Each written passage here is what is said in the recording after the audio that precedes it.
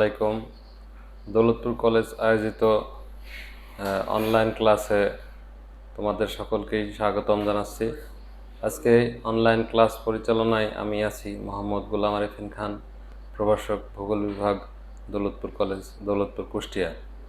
আজকে আমি তোমাদেরকে উচ্চ মাধ্যমিক যারা প্রথম বর্ষে অধ্যয়নরত আছো তাদের ক্লাস নেব।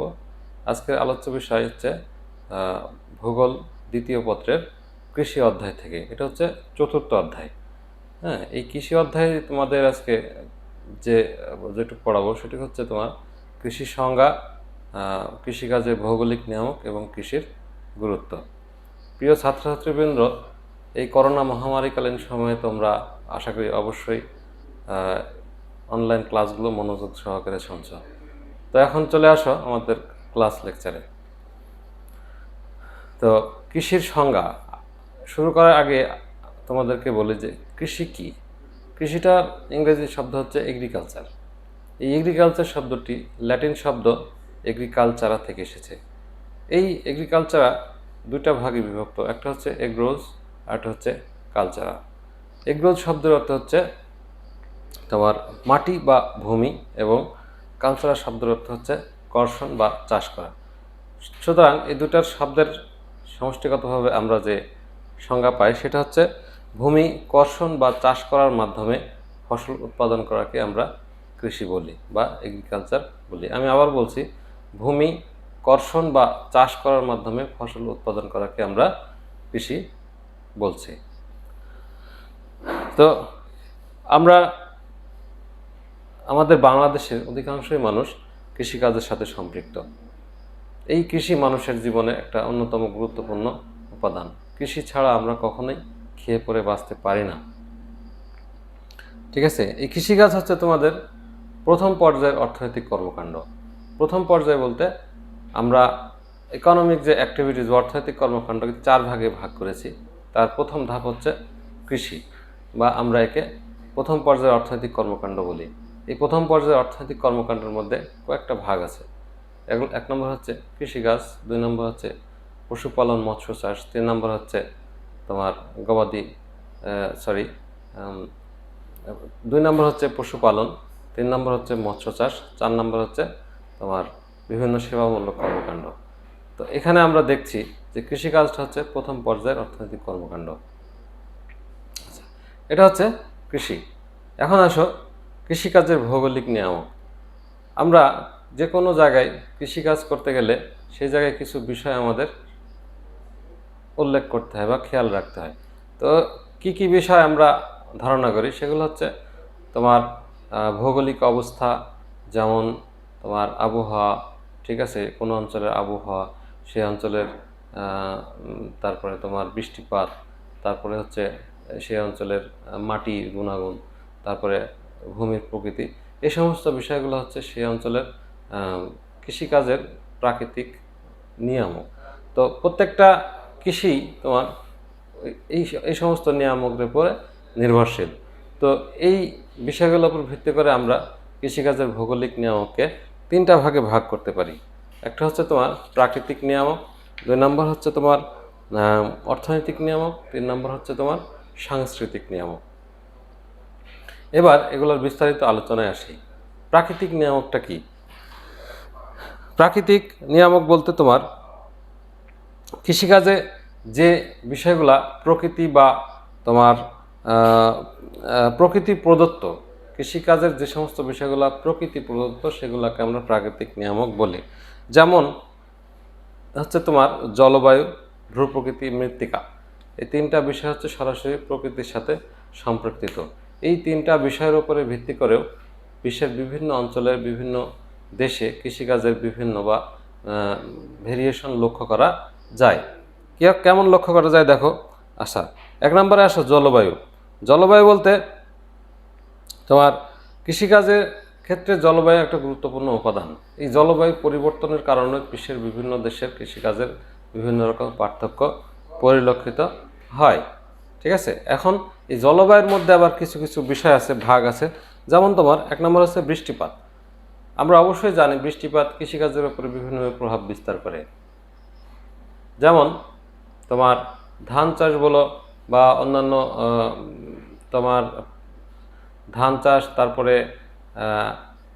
পানির সাথে সম্পৃক্ত যে সমস্ত চাষাবাদগুলো আছে সে সমস্ত বিষয়গুলা তোমার এই জলবায়ু মানে বৃষ্টিপাতের উপর নির্ভরশীল। বৃষ্টিপাত বেশি হলে এই সমস্ত ফসলগুলো ভালো হয়। আবার কিছু কিছু ফসল আছে তোমার বৃষ্টিপাত না হলে ভালো হয়, যেরকম তোমার আছে গম, চা, তারপরে তোমার আখ, এই সমস্ত বিষয়গুলা বৃষ্টিপাত না হলে বা মানে সীমিত পরিসরে হলে ভালো হয়। এগুলো দেখো বৃষ্টিপাতের উপরে এই সমস্ত ফসলগুলোর উৎপাদন নির্ভরশীল। তারপরে আছে তোমার তাপমাত্রা কৃষিকাজের একটা গুরুত্বপূর্ণ উপাদান। কিছু কিছু ফসল আছে অধিক তাপমাত্রার প্রয়োজন হয়, আবার কিছু কিছু ফসল আছে কম তাপমাত্রায় হয় আর কি। তো এই কারণে বলতেছি তাপমাত্রাও তোমার কৃষিকাজের অন্যতম একটা গুরুত্বপূর্ণ ফ্যাক্টর। এরপরে আছে দেখো আর্দ্রতা বলতে আমরা বুঝি যে বাতাসে জলীয় বাষ্পের উপস্থিতি। এই আর্দ্রতার উপরে ভিত্তি করেও কৃষিকাজ হয়ে থাকে আর কি। তো যে সমস্ত অঞ্চলে তোমার আর্দ্রতার পরিমাণ বেশি সে সমস্ত অঞ্চলে কৃষিকাজে পানি সেচের পরিমাণ বা পানির পরিমাণ কিছুটা কম লাগে। আবার যে সমস্ত অঞ্চলে বাতাসে জলীয় বাষ্পের উপস্থিতি কম সে সমস্ত অঞ্চলের কৃষিকাজে কিছুটা পানি সেচের প্রয়োজন হয়ে থাকে। এগুলো তোমার গেল জলবায়ুগত নিয়ামক। আচ্ছা, জলবায়ুগত নিয়ামকের কয়েকটা ধাপ। এরপরে আসে দেখো ভূপ্রকৃতি কৃষিকাজের উপরে একটা প্রভাব বিস্তার করে। যেমন তোমার সমতল ভূমিতে কৃষিকাজ ভালো হয়, সেখানে বিভিন্ন ধরনের ফসল যেমন ধান, গম, তারপরে তোমার আখ, ভুট্টা, এই সমস্ত বিষয়গুলো সমতল ভূমিতে ভালো হয়ে থাকে। আবার দেখো যে পাহাড়িয়া অঞ্চলে বা পাহাড়ের ঢালে কিছু কিছু ফসল হয়ে থাকে, যেমন তোমার তোমার বিভিন্ন ধরনের জুম চাষ আছে, তার ভিতরে হলুদ, আদা, হ্যাঁ, এই সমস্ত বিষয়গুলো, চা, এই সমস্ত বিষয়গুলো পাহাড়িয়া ঢালে হয়ে থাকে। এক্ষেত্রেও আমরা বলতে পারি ভূপ্রকৃতি তোমার কৃষিকাজের উপরে প্রভাব বিস্তার করে। এরপরে আছে মৃত্তিকা বলতে আমরা সাধারণত বুঝি যে মাটির গুণাগুণের উপরে ভিত্তি করেও কৃষিকাজ নির্ভর করে। যেমন পলি মাটি বা যে সমস্ত তোমার আছে তোমার পলি মাটি, কাদা মাটি প্রভৃতি মাটিতে কৃষিকাজ ভালো হয়ে থাকে। আবার দেখা যাচ্ছে বালি মাটি বা অন্যান্য পাথর, কাকড় মিশ্রিত মাটিতে কৃষিকাজ তেমন একটা ভালো হয় না। এগুলা গেল তোমার প্রাকৃতিক নিয়ামক। হ্যাঁ, প্রাকৃতিক নিয়ামক। আচ্ছা, প্রাকৃতিক নিয়ামকের পরে আসা হলো অর্থনৈতিক নিয়ামক। অর্থনৈতিক নিয়ামকের মধ্যে আছে, আমাদের আগে বলিনি যে অর্থনৈতিক নিয়ামক বলতে আমরা বুঝি কৃষিকাজে প্রাকৃতিক নিয়ামক ছাড়াও আরও কিছু কিছু বিষয় প্রয়োজন হয়। যেমন তোমার মূলধন, তারপরে তোমার শ্রমিকের পর্যাপ্ততা, তারপরে পরিবহন ব্যবস্থা, এই সমস্ত বিষয়গুলো অর্থনৈতিক নিয়ামকের মধ্যে আসবে। আচ্ছা, এখন আসি বিস্তারিত। দেখো, প্রথমে আসো মূলধন। কোনো ফসল উৎপাদনের ক্ষেত্রে প্রাকৃতিক নিয়ামক তো লাগবেই, পাশাপাশি মানুষের যে সম্পৃক্ততা, যেমন তোমার টাকা পয়সা, প্রত্যেকটা কৃষিকাজের ক্ষেত্রেই মূলধনের প্রয়োজন হয়। মূলধন ছাড়া আমি কোনো ফসলের সার, বীজ, পানি সেচ, এই সমস্ত বিষয়গুলা করতে পারবো না। সেক্ষেত্রে আমার টাকার প্রয়োজন হয়। আর কৃষিকাজের ক্ষেত্রে এই মূলধনটা একটা অন্যতম গুরুত্বপূর্ণ ফ্যাক্ট। এরপরে আসলে তোমার শ্রমিক ছাড়া কৃষিকাজ সম্ভব নয়। আমার টাকা পয়সা থাকুক বা আমার প্রাকৃতিক নিয়ামকও যদি ফেভারে থাকে, তারপরেও শ্রমিক ছাড়া আমি কিন্তু এই কৃষিকাজ করতে পারবো না। ঠিক আছে, যেমন তোমার ধান লাগানোর থেকে শুরু করে তোমার ধানের পরিচর্যা করা, ধান কাটা, ধান মাড়াই করা, সব কিছুর ক্ষেত্রেই শ্রমিকের প্রয়োজন হয়। সেক্ষেত্রে আমরা বলতে পারি এই শ্রমিকও কৃষিকাজের অন্যতম একটা নিয়ামক। এরপরে আসে তো বাজার। প্রত্যেকটা ফসলের ক্ষেত্রেই বাজারের দরকার হয়। যেমন আমি যে পরিমাণ খাদ্যশস্য উৎপাদন করলাম সেটা আমি নিজে ভোগ করলাম, ভোগ করার পাশাপাশি আমার যে উদ্বৃত্ত পণ্যটুকু থাকবে সেই পণ্যটুকু আমি বাজারে বিক্রি করব। আর যখন বিক্রি করে আমি ভালো মুনাফা লাভ করতে পারবো, তখনই আমার ওই ফসল চাষের প্রতি আগ্রহ বাড়বে। কোনো ফসল যদি মুনাফার দিক দিয়ে আমি যদি ক্ষতিগ্রস্ত হয়, তাহলে আমার ওই ফসলের আর আগ্রহ থাকবে না। সেজন্য আমি বলছি যে বাজার কৃষিকাজের অন্যতম একটা নিয়ামক। এরপরে আসে দেখো পরিবহন। প্রত্যেকটা কৃষিকাজের ক্ষেত্রেই পরিবহনও গুরুত্বপূর্ণ একটা উপাদান হিসেবে কাজ করে। যেমন আমার বাংলাদেশে যে ফসলটা কম ব্যবহৃত হয় বা কম চলে, সেটা যদি আমি বাহিরের দেশে ভালো চলে, সেটা যদি আমরা পরিবহনের মাধ্যমে অন্য দেশে নিয়ে যেতে পারি, তো সেক্ষেত্রে আমি একটা ভালো মুনাফা অর্জন করতে পারবো। তো সেক্ষেত্রে পরিবহন ব্যবস্থা আমার গুরুত্বপূর্ণ একটা বিষয়। আমি আমার উদ্বৃত্ত পণ্য যদি পরিবহনের মাধ্যমে এক অঞ্চল থেকে আরেক অঞ্চলে নিয়ে যেতে না পারি, সেক্ষেত্রে আমার ওই ফসলটার তেমন কোনো দাম থাকবে না। সেজন্য বলতেছি যে পরিবহনটাও কৃষিক্ষেত্রে একটা গুরুত্বপূর্ণ ফ্যাক্ট। এরপরে আসে দেখো সাংস্কৃতিক উপাদান। আমি প্রথমে আলোচনা করেছি কৃষিকাজের যে ভৌগোলিক নিয়ামক, তার মধ্যে 1 নম্বরে ছিল প্রাকৃতিক উপাদান, 2 নম্বরে ছিল অর্থনৈতিক উপাদান, 3 নম্বরে হচ্ছে সাংস্কৃতিক উপাদান। এই সাংস্কৃতিক উপাদানের মধ্যে কোন বিষয়গুলো আছে দেখো, প্রযুক্তিগত জ্ঞানের যে উন্নতি, 2 নম্বর হচ্ছে পানি সেচ, 3 নম্বর জনসংখ্যা, 4 নম্বর দৃষ্টিভঙ্গিগত পার্থক্য। আচ্ছা, এগুলা আমি পূর্ণাঙ্গ আলোচনায় আসছি। 1 নম্বর হচ্ছে প্রযুক্তিগত জ্ঞানের উন্নতি।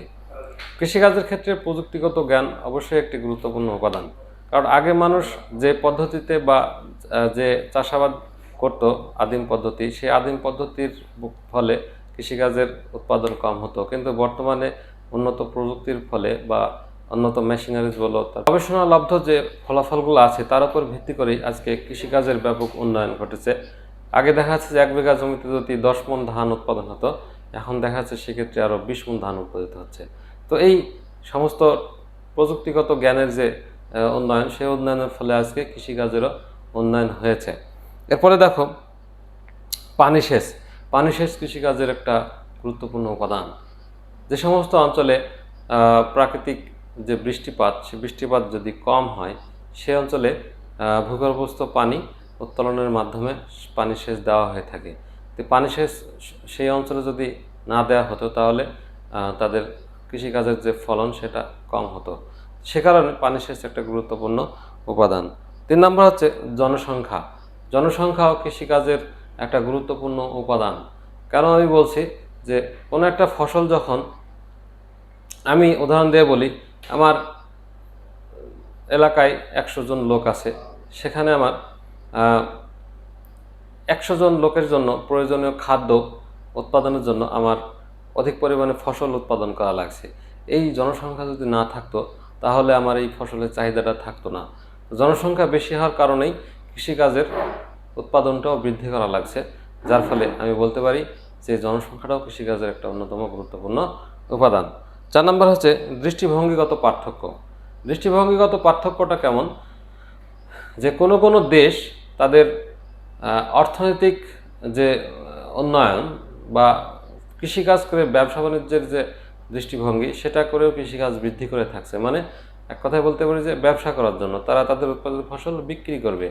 হ্যাঁ, উৎপাদিত ফসল বিক্রির মাধ্যমে অধিক অর্থ উপার্জন করবে। আবার কিছু কিছু দেশ আছে শুধুমাত্র তারা তাদের নিজস্ব চাহিদা পূরণের জন্য কৃষিকাজ করে থাকে, মানে নিজে খাওয়ার জন্য যতটুকু প্রয়োজন ততটুকু তারা উৎপাদন করে থাকে। এটা হচ্ছে একটা দৃষ্টিভঙ্গিগত আর কি পার্থক্য। তো প্রিয় শিক্ষার্থী বন্ধুরা, এটা হলো তোমাদেরকে বললাম যে কৃষিকাজের ভৌগোলিক নিয়ামক, মানে একটা কৃষিকাজ সম্পাদন করার জন্য যে সমস্ত বিষয়গুলো প্রয়োজন হয়, সেই সমস্ত বিষয়গুলো তোমাদের সাথে আমি আলোচনা করলাম। এরপরে আছে দেখো 3 নম্বর টপিক, যেটা হচ্ছে তোমার কৃষির গুরুত্ব। আমরা বাংলাদেশে যে মানুষ বসবাস করি, সেক্ষেত্রে কৃষি খুবই গুরুত্বপূর্ণ আমাদের একটা উপাদান। কৃষি না থাকলে আমাদের খাদ্যের যে যোগান, সেটা খাদ্যের যে চাহিদা, সেই চাহিদাটা পূরণ করা হয়তো সম্ভব হতো না। তো সেক্ষেত্রে আমরা বিদেশের খাদ্যের উপরে নির্ভরশীল হতাম। তো যখন নির্ভরশীল হতাম, তখন আমাদের দেখা যাচ্ছে তোমার প্রচুর পরিমাণে বৈদেশিক মুদ্রা ব্যয় হতো, যেটা একটা দেশের জন্য খুবই ক্ষতিকর একটা দিক। তো সেক্ষেত্রে আমরা আমাদের দেশের দিক দিয়ে খুবই ভালো একটা অবস্থান আছি, কারণ আমাদের এই দেশে তোমার যে কোনো ফসল উৎপাদনের ক্ষেত্রেই আমাদের সব দিক দিয়ে সাপোর্ট পাই আর কি। তো সেক্ষেত্রে আমি কিছু গুরুত্বের কথা আমি বলতেছি কৃষিক্ষেত্রে কিছু গুরুত্বের কথা বলতেছি, যেটা আমাদের জন্য খুবই ভালো একটা দিক। 1 নম্বর হচ্ছে তোমার খাদ্যশস্যের উৎস। কৃষিকাজ আমাদের খাদ্যশস্যের কিন্তু একটা উৎস। কৃষিকাজ না থাকলে আমাদের তো এই খাদ্যশস্যগুলো আসতো না। তো সেক্ষেত্রে খাদ্যশস্যের একটা উৎস হিসেবে কৃষির একটা গুরুত্ব রয়েছে। এরপরে আছে কাঁচামালের যোগান। বিভিন্ন শিল্প কারখানায় তোমার কাঁচামালের দরকার হয়ে থাকে। তো এই কাঁচামালের যোগানটা আমি কৃষিকাজের মাধ্যমে কিন্তু পেয়ে থাকি। এই কৃষিকাজ না থাকলে আমি কাঁচামালের যোগানটা আমার দেওয়া সম্ভব হতো না, বা আমার চাহিদা যতটুকু থাকতো ততটুকু আমি পেতাম না। তো সেক্ষেত্রে কৃষিকাজের মাধ্যমে আমি আমার যে কাঁচামাল, বিভিন্ন পণ্য তৈরিতে যে কাঁচামালের দরকার, সেই প্রয়োজনটা আমি মেটাতে পারছি। এরপরে দেখো জাতীয় আয় বৃদ্ধি। কৃষিকাজের মাধ্যমে একটা দেশের জাতীয় আয় প্রচুর পরিমাণে বৃদ্ধি পায়। বিভিন্ন ফসল উৎপাদনের মাধ্যমে আমরা আমাদের নিজস্ব চাহিদা পূরণের পাশাপাশি বিদেশে প্রচুর পরিমাণে বিদেশে রপ্তানি করে প্রচুর পরিমাণে বৈদেশিক মুদ্রা অর্জন করতেছি। পাশাপাশি আমাদের আভ্যন্তরে বিভিন্ন ফসলের যে ব্যবসা বাণিজ্য, সেই ব্যবসা বাণিজ্যের মাধ্যমে আমরা জাতীয় আয় বৃদ্ধিতে সহযোগিতা করতে পারতেছি। এরপরে দেখো রাজস্বের একটা উৎস। কৃষিকাজের মাধ্যমে যে ফসল উৎপাদিত হয়, সেই ফসল বেচাকেনা করে আমরা সরকারের বিভিন্ন যে রাজস্ব আদায় হয়, সেই রাজস্বের একটা বিশাল ঘাটতি পূরণের পাশাপাশি একটা রাজস্ব আয়ের একটা উৎস হিসেবে এটাকে আমরা ব্যবহার করতেছি। এরপরে আসে দেখো বেকার সমস্যার সমাধান। বেকার সমস্যা কিভাবে সমাধান করে কৃষি?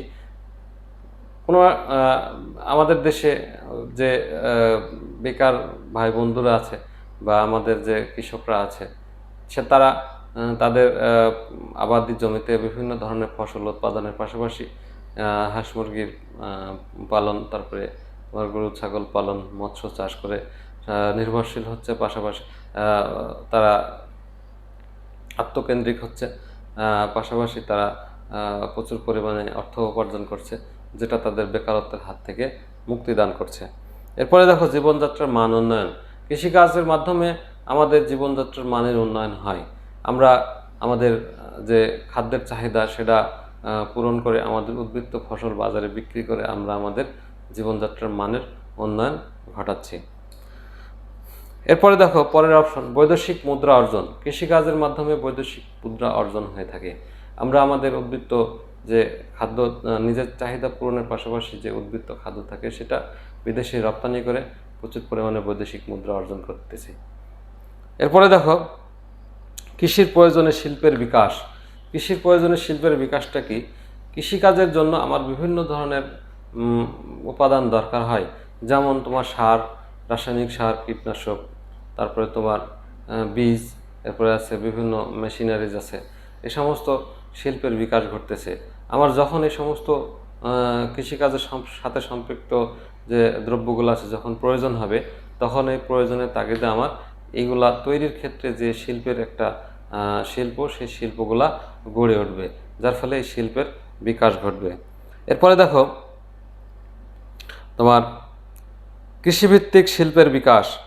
কৃষিভিত্তিক শিল্পের বিকাশ বলতে আমাদের যে কৃষিকাজের ফলে যে সমস্ত পণ্য দ্রব্যগুলো উৎপাদিত হয়, সে সমস্ত পণ্য দ্রব্যের মাধ্যমে বিভিন্ন ধরনের শিল্প কারখানার বিকাশ ঘটে। যেমন কোনো এলাকায় যদি আখ থাকে, তো সে এলাকায় ধরো চিনি কল গড়ে উঠবে। কোনো এলাকায় যদি তুলা থাকে, সে এলাকায় কার্পাস বয়ন শিল্প গড়ে উঠবে। এরকম কোনো এলাকায় যদি পাট থাকে, সে এলাকায় পাটজাত দ্রব্য তৈরির বিভিন্ন ধরনের শিল্প কারখানা গড়ে উঠবে। এরপরে দেখো পরের অপশন, বাণিজ্যের উন্নতি। কৃষিকাজের মাধ্যমে বিভিন্ন ধরনের বাণিজ্যের উন্নয়ন ঘটে থাকে। আমরা আমাদের প্রয়োজনীয় যে খাদ্যদ্রব্য আছে, সেগুলা পূরণের পাশাপাশি যে উদ্বৃত্ত যে খাদ্যগুলো থাকে, সেগুলা মাধ্যমে আমরা বিভিন্ন ধরনের ব্যবসা বাণিজ্য করে থাকি, যার ফলে বাণিজ্যের একটা বিশাল উন্নয়ন ঘটে থাকে। এরপর আছে সভ্যতার বিকাশ। কৃষিকাজের মাধ্যমে বিভিন্ন ধরনের সভ্যতার বিকাশ হয়। যেমন তোমরা কিছু কিছু সভ্যতার নাম জানো, মিশরীয় সভ্যতা, তারপরে সুমেরীয় সভ্যতা, মহেঞ্জোদারো সভ্যতা। এই সমস্ত সভ্যতা কিন্তু কৃষিকাজকে কেন্দ্র করেই উন্নয়ন ঘটেছে। তো এই ছিল আজকের মতো তোমাদের সাথে আমার ক্লাস। তো আজকে তোমাদের সাথে আলোচনা করলাম কৃষির সংজ্ঞা, কৃষিকাজের ভৌগোলিক নিয়ামক, কৃষির গুরুত্ব। তো প্রিয় ছাত্রছাত্রী বন্ধুরা, তোমরা এই করোনা মহামারীকালীন সময়ে নিজ নিজ বাড়িতে অবস্থান করবা, অনলাইন ক্লাসগুলো ঠিকমতো দেখবা এবং সেই ক্লাসের উপর ভিত্তি করে তোমরা নিয়মিত বাড়িতে পড়ালেখা করবা। তো সবাইকে এই অনলাইন ক্লাসে তোমাদের ধন্যবাদ জানিয়ে আমি আমার ক্লাস শেষ করছি। সবাইকে ধন্যবাদ। আল্লাহ হাফেজ।